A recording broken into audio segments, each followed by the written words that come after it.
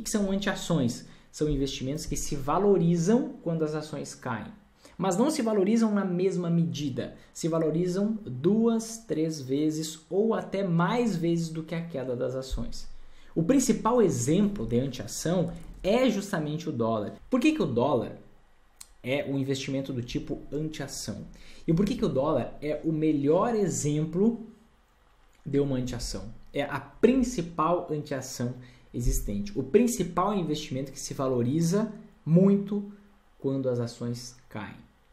Talvez você saiba, talvez não, mas aproximadamente 45% de todo o valor investido em ações aqui no Brasil, segundo o último relatório da nossa Bolsa de Valores da B3, esse valor é de investidores estrangeiros, tá? Não é de investidores brasileiros, não é de instituições financeiras daqui, não, é de investidores estrangeiros.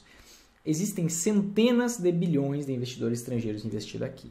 E aí, como é que acontece? Como que o preço, a cotação do dólar é definida aqui no Brasil? É o presidente do país que manda? É o presidente americano que manda? É uma negociata que manda? Não. Quem fala isso não tem nem a mínima ideia do que está falando, tá? O que define o preço do dólar? A cotação do dólar, o quanto vale o dólar? Se é R$2, se é 4, se é 5, se é 6 reais. É o fluxo cambial. O que significa esse negócio? Fluxo cambial. A quantidade de dólar que entra no nosso país ou a quantidade de dólares que sai do nosso país. Desde 1999 é assim que funciona. Foi adotado o câmbio flutuante, regime do câmbio flutuante. Antigamente o câmbio era fixo. O que significa isso? Naquela época, o câmbio, deixa eu te mostrar aqui, ó. Naquela época, ó, você pode enxergar aqui, ó, o dólar ele tinha um preço fixo, tá? E aí o governo ele ia corrigindo com base numa taxinha de correção que ele tinha. A partir de 1999, o dólar começou a oscilar livremente com base no quanto entra de dólares ou no quanto sai de dólares do nosso país. E como que funciona essa dinâmica? Ó? Quando está entrando muitos dólares no nosso país, você vai entender por que eu falei nas ações. Porque eu falei que existem centenas de bilhões de investidores estrangeiros investidos aqui. Quando está entrando dólares no nosso país, o que acontece? Lembra daquela lei universal que se chama Lei da Oferta e Procura? Pensa no seguinte, por que existem alguns carros com edições limitadas que valem milhões? Por que existem alguns vinhos que, poxa, valem literalmente milhões? Por que existem alguns quadros que valem milhões? Porque existem poucos. Existe uma procura muito grande e a oferta é pequena. Quando entra dólares aqui no país, o que acontece? O dólar ele fica mais disponível. A procura não aumentou, aumentou a oferta. Tem um monte disso aqui.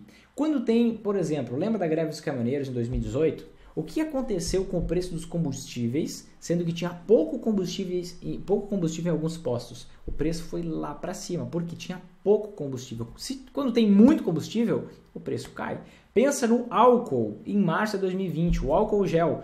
Teve estabelecimentos que o preço do litro, não sei se é o litro, 500 ml, 500 gramas, não sei, do álcool estava 40, 50, 200 reais.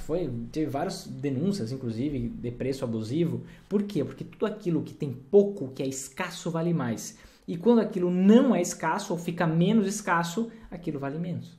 Então, quando está entrando dólares aqui no Brasil, pelo regime do câmbio flutuante, o que acontece? O preço do dólar cai. Tá? E quando está saindo dólares aqui do Brasil, ou seja, quando o investidor estrangeiro ele tira o seu dinheiro aqui do Brasil, o que acontece? O dólar sobe, o preço do dólar sobe. Por quê? Porque ele está mais escasso, ele está mais difícil de ser encontrado. Faz sentido? Agora pensa comigo, o que o investidor estrangeiro ele faz quando ele entra com dólares aqui no Brasil? A maior parte desse valor vai para investimento em ações. Você acha que ele vai investir na poupança? Você acha que ele vai aproveitar que a taxa de juros no Brasil está subindo para ele investir nos títulos públicos? É óbvio que não. Pensa você. Olha um país, por exemplo, que está em crise. Argentina. Você colocaria um centavo lá? Se você tem 3 neurônios, você não colocaria um centavo na Argentina, mesmo que um título público renda 40% ao ano. Porque é arriscado demais. Sendo que você é de um outro país que pode investir em qualquer canto do mundo, você vai escolher justamente a Argentina? Não. Quando o investidor estrangeiro, independente do país de origem dele, ele investe em dólar porque é a moeda mais comercializada no mundo hoje. Independentemente do país dele, ele entra com dólares aqui para comprar negócios, geralmente para comprar ações. Por quê? O dinheiro dele já está em dólar, ele não tem como investir em dólar, ele não tem esse benefício que a gente tem de investir em dólar. Ele já está com dinheiro em dólar. Então, quando ele entra, é para comprar ações, certo? E aí, olha o fluxo. Quando o investidor estrangeiro entra com dólares no país, o dólar cai. Geralmente ele vai fazer o quê? Vai comprar ações. Então, quando tem muito dinheiro, porque quando ele entra com dezenas de bilhões, pelo menos. Quando tem muito dinheiro focando nas ações, tem o mesmo número de ações em circulação lá. E agora vem bilhões querendo comprar ações. Naturalmente o preço disso sobe. Então a gente consegue ver que no longo prazo, quando o dólar cai, as ações sobem. E a gente consegue ver o contrário também.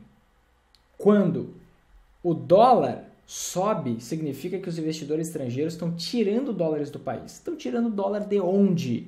Geralmente é do dinheiro investido em ações. Então, primeiro eles vendem as ações caem, depois eles tiram o dólar do país e o dólar sobe porque agora ele está mais escasso, está mais difícil de ser encontrado. É por isso que o dólar tem uma relação com as ações contrária. É por isso que ele é uma anti-ação, é por isso que ele se valoriza quando as ações caem. Essa é a dinâmica entre as ações e o dólar.